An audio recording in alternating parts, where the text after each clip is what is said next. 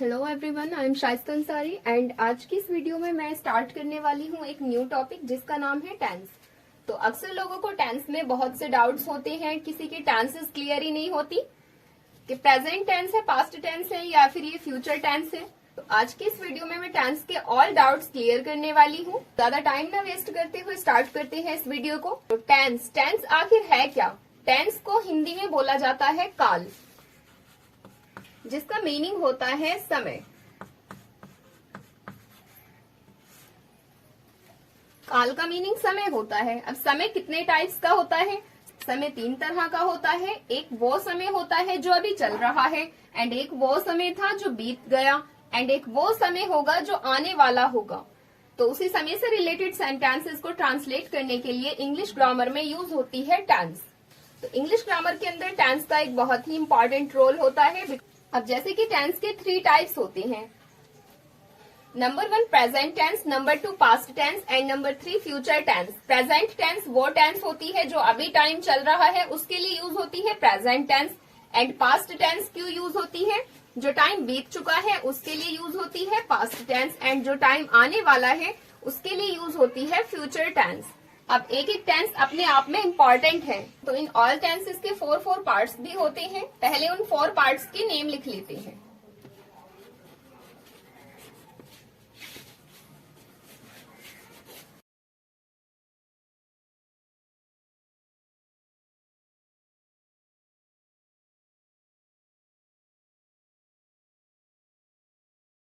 तो present tense के all kinds मैंने यहाँ पर लिख दिए हैं, जिसमें से फर्स्ट टाइप होता है present indefinite tense, and second type होता है present continuous tense, and the third type present perfect tense, and the fourth type is present perfect continuous tense.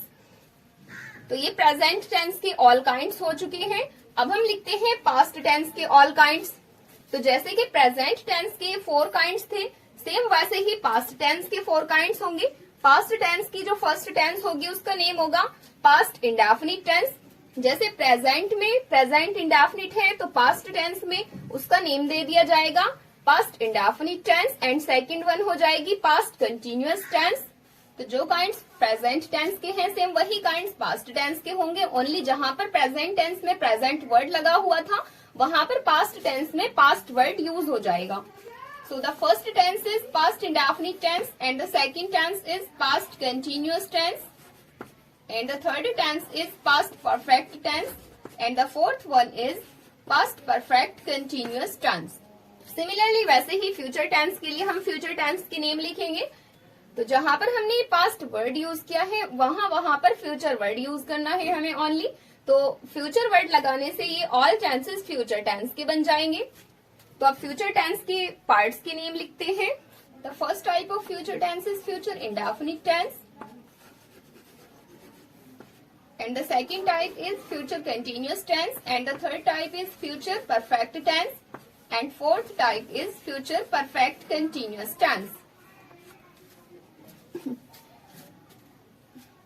So in all tense के all kinds के name हम यहाँ पर लिख चुके हैं। सो आई होप आपको ये टेंसेस के ऑल पार्ट्स के नेम तो क्लियर हो गए होंगे। एंड अब हम इन ऑल टेंसेस के 1 बाय 1 पार्ट के बारे में डिटेल में जानेंगे एंड उसके बारे में डीपली इसको समझेंगे।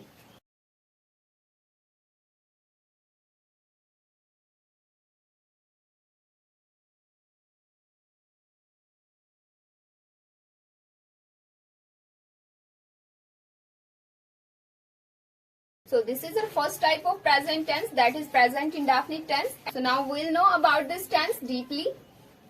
तो जैसे कि इस टेंस का नेम है प्रेजेंट इंडेफिनिट टेंस। प्रेजेंट का मतलब जो चल रहा है उससे होता है। तो किसी भी टेंस की जो पहचान होती है वो सेंटेंस के लास्ट के कुछ वर्ड्स से होती है। जैसे तो इसकी पहचान लिखी हुई है कि इस टेंस के वाक्य के अंत में ता है, ती है, ते है आदि शब्द आएंगे। एंड जैसे कि पास्ट टेंस है तो पास्ट टेंस की पहचान है कि इसमें सेंटेंसेस के लास्ट में मीन्स वाक्य के अंत में ता, था, ती, थी एंड ते, थे आदि शब्द आएंगे। अब वो कैसे आएंगे इस चीज को हम अभी सेंटेंस में यूज करके देखते हैं। एंड फ्यूचर टेंस के लास्ट में गा, गी एंड गे इस तरह के वर्ड्स हमें देखने को मिलेंगे। तो ये होती है इन टेंसेस के सेंटेंसेस की पहचान। अब हम देखते हैं कि इन वर्ड्स को हम सेंटेंसेस में यूज कैसे करते हैं। जैसे कि यहाँ पर मैंने बताया कि यहाँ पर हमें वाक्य के अंत में ता है, ती है एंड ते है आदि शब्द मिलेंगे। तो इसका यूज क्या होगा, जैसे कि मैंने लिखा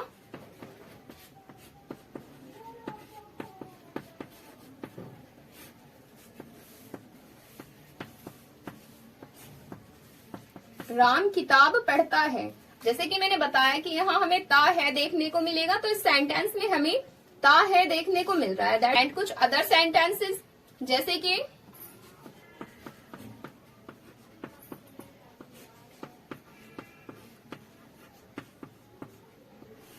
एंड इसका एक अदर एग्जाम्पल देखते हैं। जैसे कि यहाँ पर लिखा है कि मैं पत्र लिखता हूँ।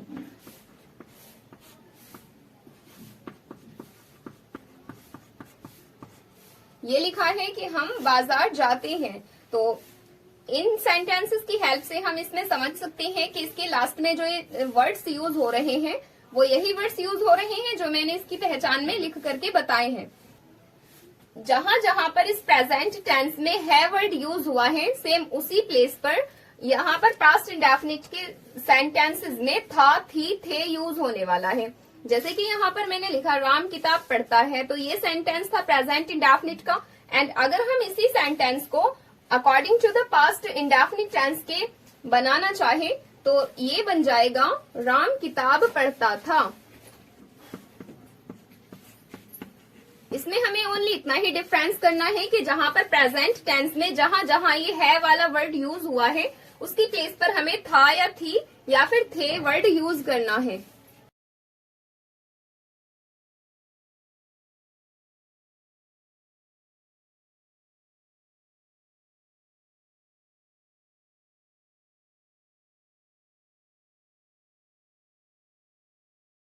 जैसे कि हम यहाँ पर देख सकते हैं कि पास्ट टेंस में हमारा फर्स्ट सेंटेंस है राम किताब पढ़ता था। तो यहाँ पर इस सेंटेंस के लास्ट में यहाँ हमें 2 कॉमन वर्ड्स मिल रहे हैं, ता, था। सेकंड सेंटेंस में यहाँ पर भी यूज हुआ है ता, था। एंड थर्ड सेंटेंस में लिखा है वह पत्र लिखती थी।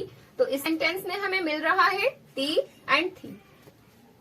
अब इसमें बात करते हैं इसका ट्रांसलेशन करने की कि इंग्लिश में इन सेंटेंसेस को ट्रांसलेट किस तरह से किया जाएगा। तो इंग्लिश में इन सेंटेंसेस को ट्रांसलेट करने के लिए कुछ रूल्स यूज होते हैं। सबसे पहले हम यहाँ पर प्रेजेंट इंडेफिनिट टेंस का रूल लिखेंगे।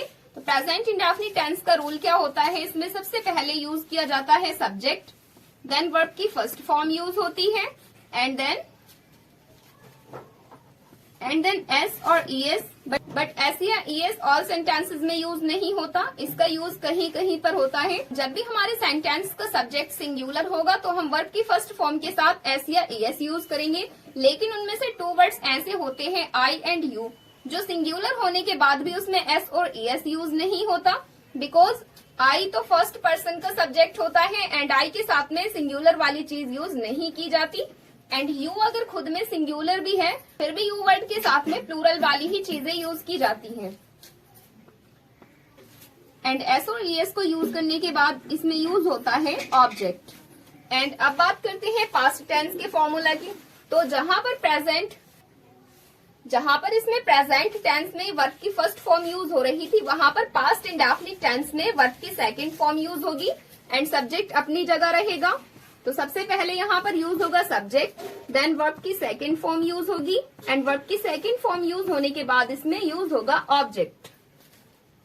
पहले हम इन दोनों टेंसेस के बारे में बात करते हैं, फ्यूचर टेंस को बाद में ट्रांसलेट करेंगे। अब जैसे कि यहाँ प्रेजेंट इंडेफिनिट के टेंस के रूल को देखते हैं। सबसे पहले हमें सेंटेंस में यूज करना है सब्जेक्ट। तो सब्जेक्ट इसमें होता क्या है, जैसे कि हमारा एक सेंटेंस है राम किताब पढ़ता है, यहाँ पर ये जो राम वर्ड है वो हमारे सेंटेंस का सब्जेक्ट है। तो सेंटेंस में जिसके बारे में बात की जाए वो सेंटेंस का सब्जेक्ट होता है। जैसे कि यहाँ पर इस राम के बारे में बात की जा रही है तो ये हमारे सेंटेंस का सब्जेक्ट है। तो यहाँ पर लिखते हैं सेंटेंस का सब्जेक्ट हमारा यहाँ पर आ चुका है एंड उसके बाद हमें यहाँ पर यूज करनी होगी वर्ब की फर्स्ट फॉर्म। तो वर्ब क्या होता है, वर्ब किसी भी काम का करना या होना होता है। इस सेंटेंस में किस काम को करने की बात की जा रही है, तो यहाँ पर इस सेंटेंस में पढ़ने की बात की जा रही है। ये जो पढ़ता वर्ड है वो पढ़ने से बना एंड पढ़ने को इंग्लिश में बोलते हैं रीड। अब ये जो रीड है, अब इस सेंटेंस का जो सब्जेक्ट है, सब्जेक्ट हमारा यहाँ पर एक सिंगुलर है एंड ऑल्सो वो फर्स्ट पर्सन का नहीं है। तो जब भी सेंटेंस का सब्जेक्ट सिंगुलर हो तो हमें एस या ईएस वर्ब की फर्स्ट फॉर्म के साथ में यूज करने होते हैं। तो हमें यहाँ पर रीड के साथ में यूज करना होगा एस एंड उसके बाद सिंपली हमें यहाँ पर ऑब्जेक्ट यूज कर लेना है। तो ऑब्जेक्ट क्या होता है? वर्ब का इफेक्ट जिस वर्ड पे पड़ जाए वो सेंटेंस का ऑब्जेक्ट होता है। जैसे कि यहाँ पर वर्ब है हमारा पढ़ता है, अब पढ़ता यहाँ पर लिखा है पढ़ता है, तो क्या पढ़ता है? किताब। दैट्स मीन इस पढ़ता वर्ड का इफेक्ट इस किताब पर पड़ रहा है, तो इस सेंटेंस का ऑब्जेक्ट होगा किताब।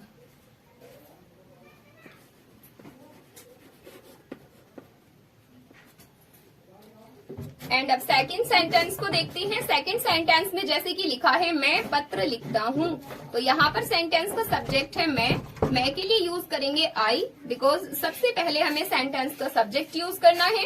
एंड उसके बाद लिखा है यहाँ पर वर्ब फर्स्ट फॉर्म। इस सेंटेंस के अंदर वर्ब क्या है? वर्ब यहाँ पर है लिखता, एंड यहाँ पर इस सेंटेंस में लिखने की बात हो रही है, तो लिखता वर्ड बनता है लिखने से, जिसको इंग्लिश में बोलते हैं राइट।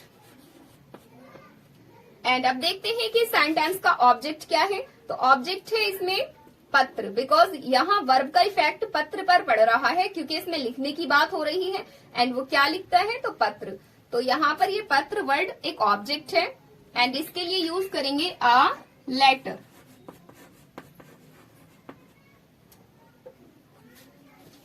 एंड अब देखते हैं अपने थर्ड सेंटेंस को। तो थर्ड सेंटेंस में है हमारा हम बाजार जाते हैं, तो यहाँ पर सेंटेंस का सब्जेक्ट है हम, जिसको इंग्लिश में बोलते हैं वी।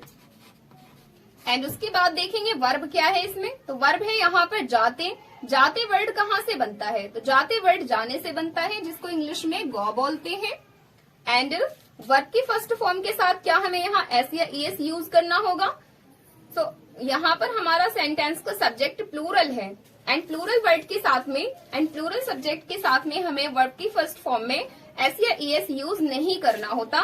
सेम वैसे ही आई के साथ में भी एंड आई के साथ में भी हमें वर्ब की फर्स्ट फॉर्म में एस या ईएस यूज नहीं करना है, बिकॉज ये हमारा फर्स्ट पर्सन का सब्जेक्ट है। एंड यहाँ पर हमारी ये वर्ब आ चुकी है। वर्ब के बाद सिंपली हमें यहाँ ऑब्जेक्ट यूज कर लेना है, बिकॉज एस ईएस इसमें हमें यूज नहीं करना। सो ऑब्जेक्ट इस सेंटेंस में है बाजार। एंड जब भी गो का कोई सेंटेंस होता है उसमें जगह का नेम दे रखा होता है, तो टू लगाना कंपलसरी होता है। अगर हमने सेंटेंस में यहाँ टू यूज किया तो इसका मीनिंग क्या बन रहा है कि हम बाजार को जाते हैं and we go to market. उसको हम ये भी बोल सकते हैं कि हम बाजार जाते हैं। तो दोनों के सेंसेस तो सेम ही है, ओनली बोलने में एक वर्ड का डिफरेंस हो रहा है, बट दोनों मीनिंग्स का सेंस सेम है। एंड अब बात करते हैं इसमें पास्ट टेंस की। तो पास्ट इंडेफिनिट टेंस में जैसे कि यहाँ पर मैंने इसका रूल लिखा है कि सबसे पहले हमें इसमें सब्जेक्ट यूज करना है, देन वर्ब की सेकंड फॉर्म, देन ऑब्जेक्ट। अगर फर्स्ट सेंटेंस में देखते हैं कि सेंटेंस है क्या। तो फर्स्ट सेंटेंस है यहाँ पर राम किताब पढ़ता था। सबसे पहले इसका सब्जेक्ट लिखेंगे, तो इसका सब्जेक्ट लिखते हैं। एंड अब देखेंगे कि वर्ब क्या है इसमें। तो वर्ब है यहाँ पर पढ़ता था, वर्ड जो बना वो रीड से बना एंड रीड वर्ड की सेकंड फॉर्म क्या होती है?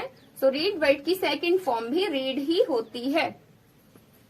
एंड अब हमें सिंपली सेंटेंस का ऑब्जेक्ट यूज करना है। तो इसका ऑब्जेक्ट है यहाँ पर किताब। अब किताब को यहाँ पर अगर हम लिखें बुक, तो ये सेंटेंस बन रहा है राम रीड बुक।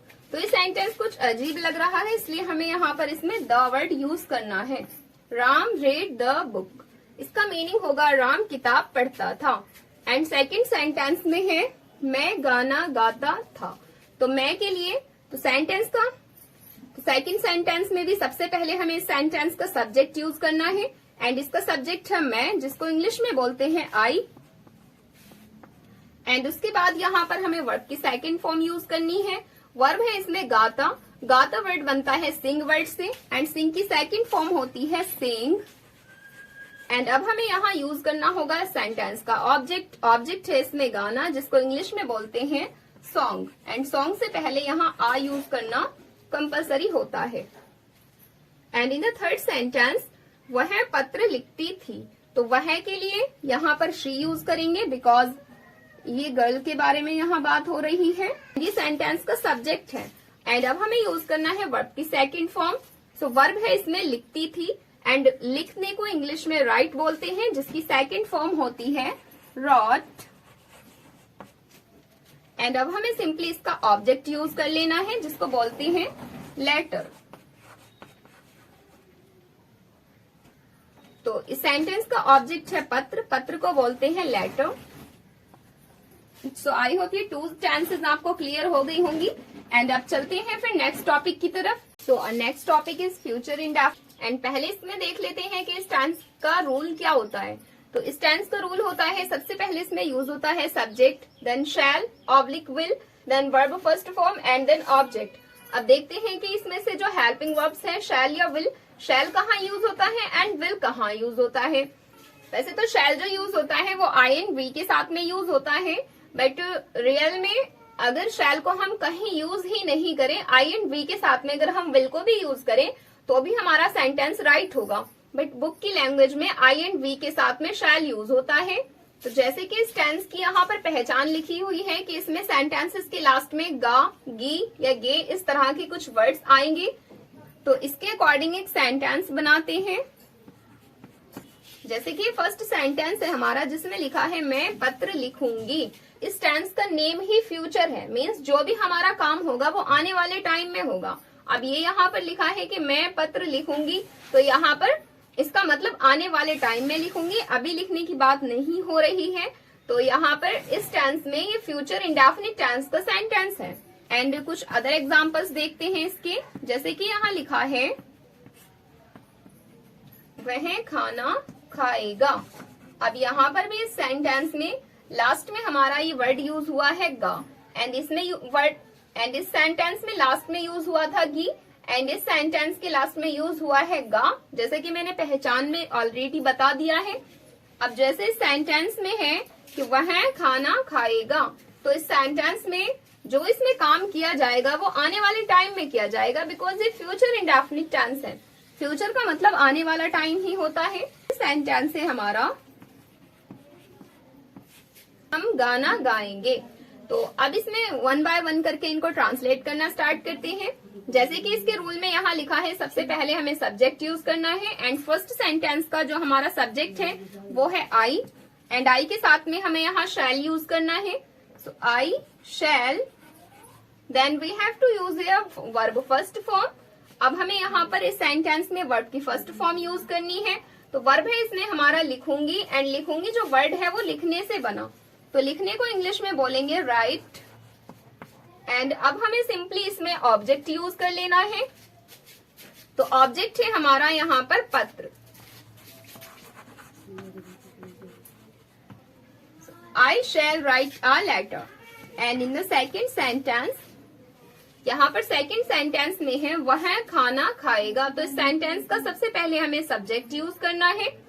तो सब्जेक्ट है इस सेंटेंस का, तो सेंटेंस का सब्जेक्ट है ही, बिकॉज इसमें एक मेल की बात की जा रही है।